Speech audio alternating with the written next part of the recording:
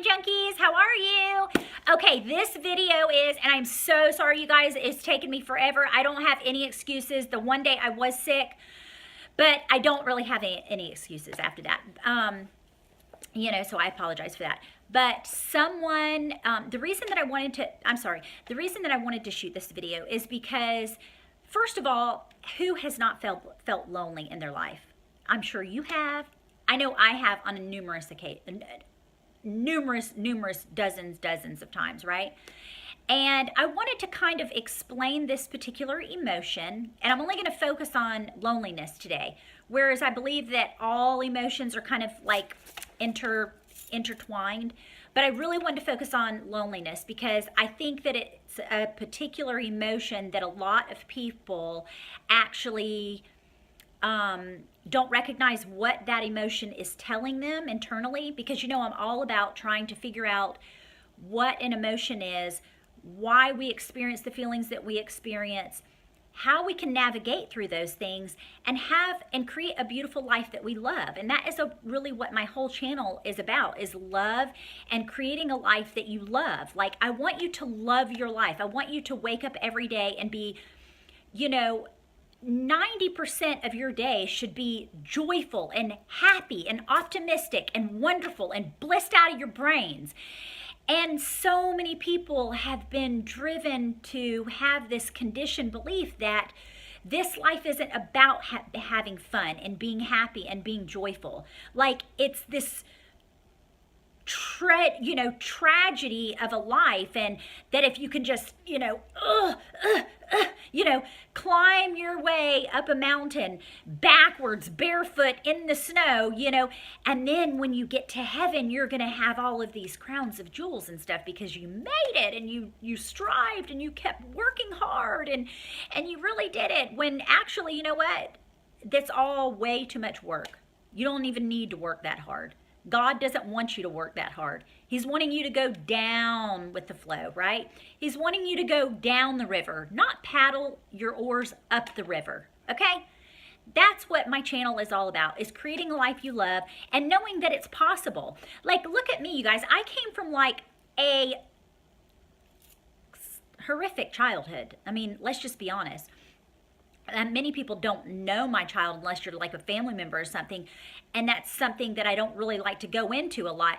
And not because I'm in denial or anything of that nature, but because, once I've learned like how to navigate through this journey in my life, is that, that's hindering me from progress.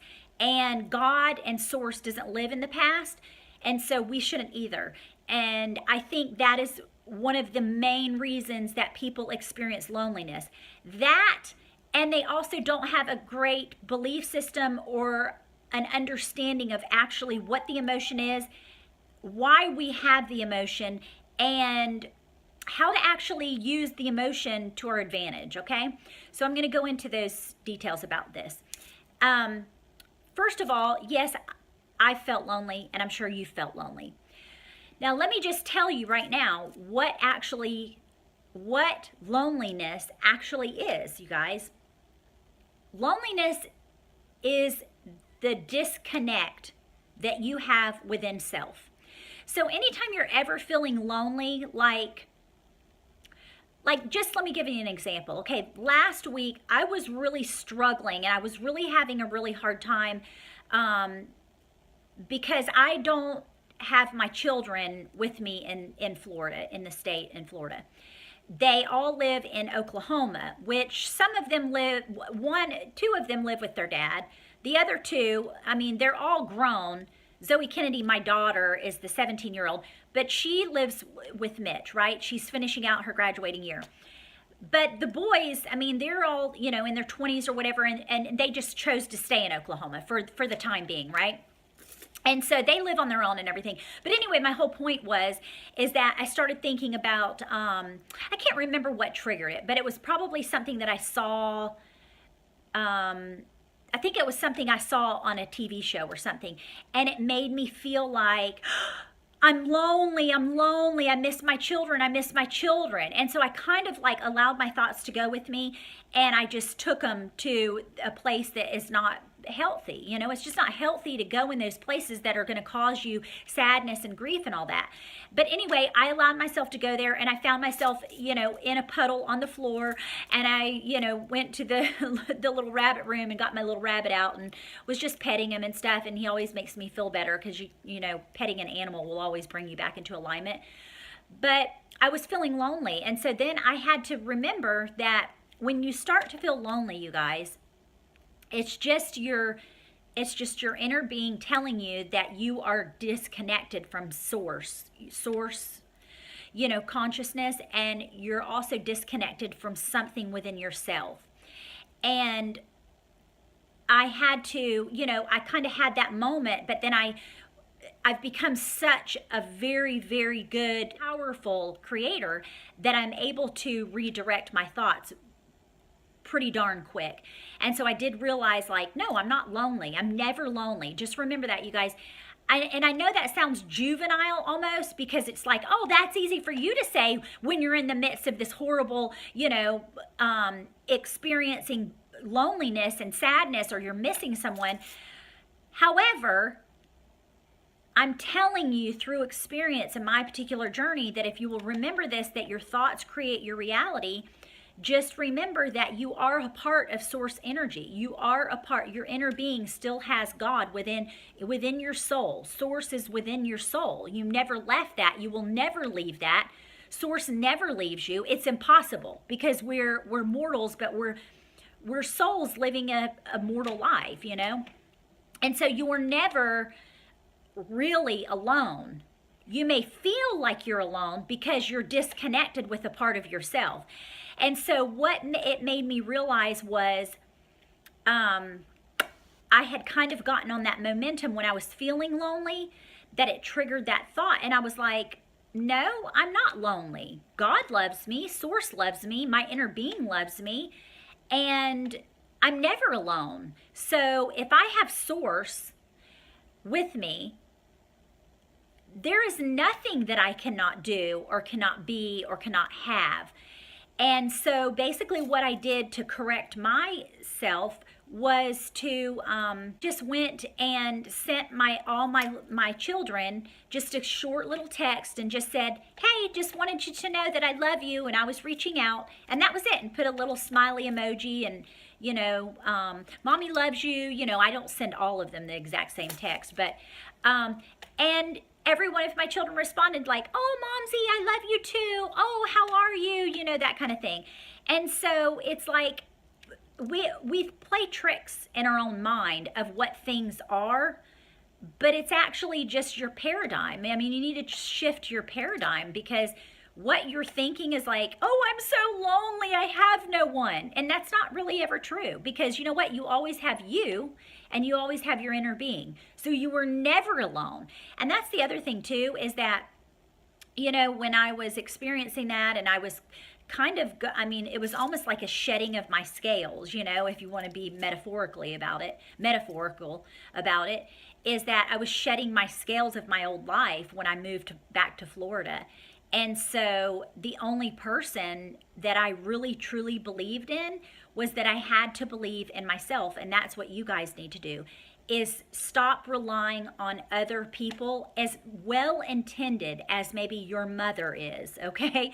Or your best friend is, or your significant other, or your soulmate. I mean, I'm even going all the way to the extreme of your pastor, your preacher, your bishop, your dearest, closest friend that you've had since you were a child and you've always had each other's back.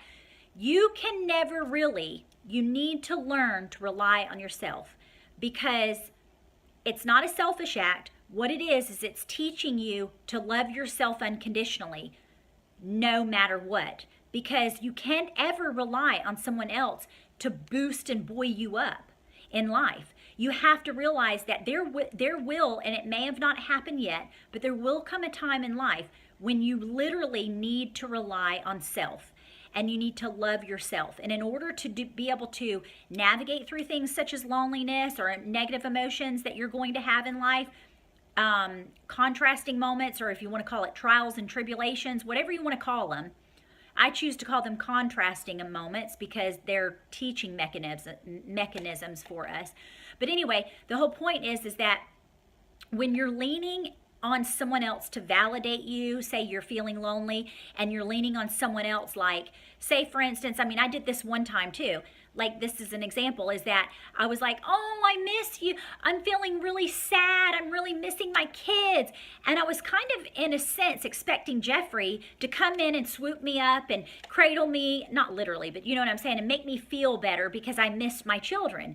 And that's not Jeffrey's job to make me feel better. Now, I understand you say, well, gosh, I mean, you sound like a cold, frigid bitch, you know? Like, do you ever want anybody to help you?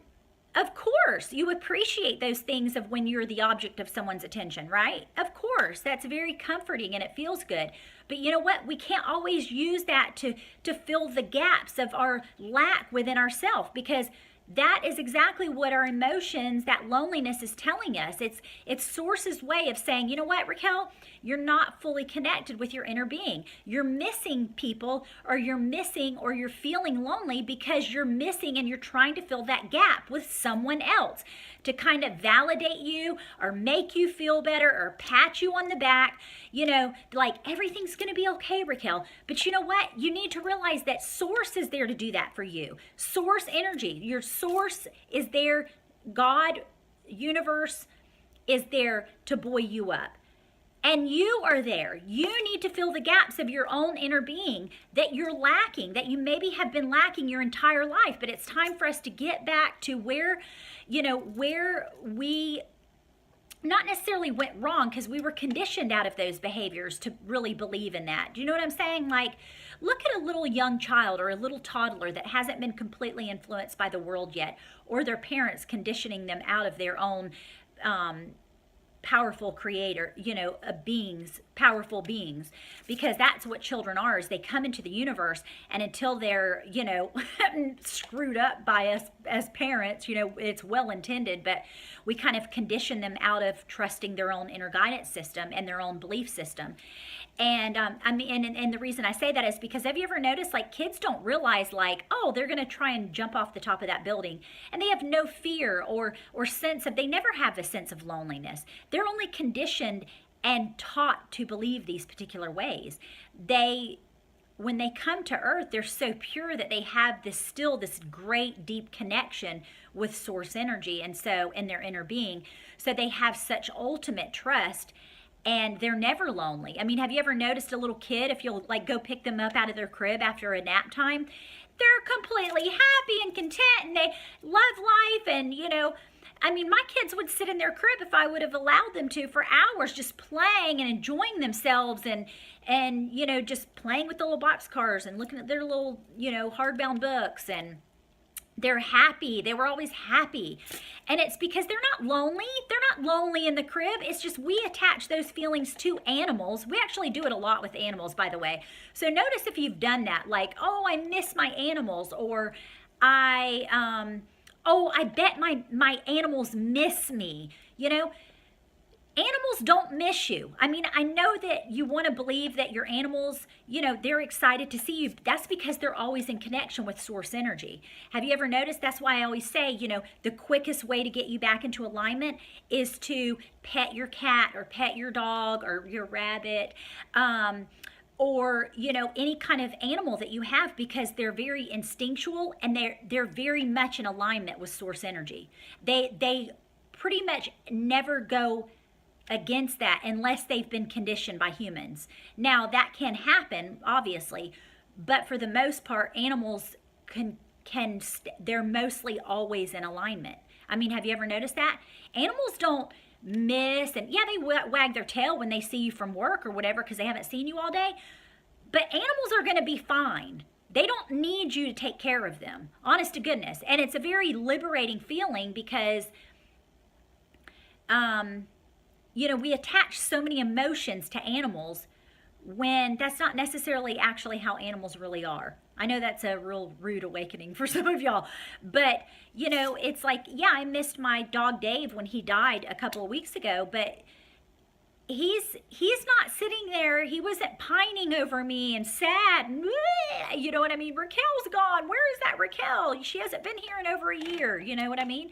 They just continue to get back into alignment with source energy and become the best, you know, example of pure unconditional love. I mean, you've heard that a million times. How many times animals have unconditional love for humans, and it's a great way for them to teach us. But we actually need to learn from them and like recognize how animals are, right? So anyway, I hope this video served you, and I'm so excited to be shooting videos again. I think I'm going to do 3 more videos today so that you guys have videos. But yeah, I wanted to share that with you, and I hope I touched all the bases. So if you have any questions or comments or anything, because I always get my information and my videos really are predicted upon the things that you guys as my subscribers are asking for. Like if you ask me questions and stuff, I know that you've probably, if you've experienced it, most likely I've experienced it, and other people that are watching this channel have experienced. And so I think it's so important to always resonate with you guys, because you're like my Shoal family, and I love you, and this is a beautiful community, and I'm so appreciative of all you guys that like really like share my videos and you know, share my posts on my social media and things like that. And I want you to know how much I appreciate that, because it really is my goal to have this channel and to be a voice for living and creating such a beautiful life and a happy life, you know? I mean, if I can create a happy life, and I've been set through some really hard things, I know that you can. Everything, anything is possible. We just have to really remember to keep dreaming and keep believing in ourselves, and love yourself. Most importantly today, if I can say anything, just spend a moment just to say how much you love yourself. Look at yourself in the mirror and tell yourself how much you love yourself. And if it's hard, I understand, because it used to be so hard for me too. Like I would like giggle, and then sometimes I'd get pissed off and I'd be like, I'm not doing this, is stupid, you know? But these are the small ways that you are going to bring yourself back into alignment with your inner being and loving yourself so much. And you're going to piss some people off, because they're going to think you're conceited and egotistical and selfish and you're all about you.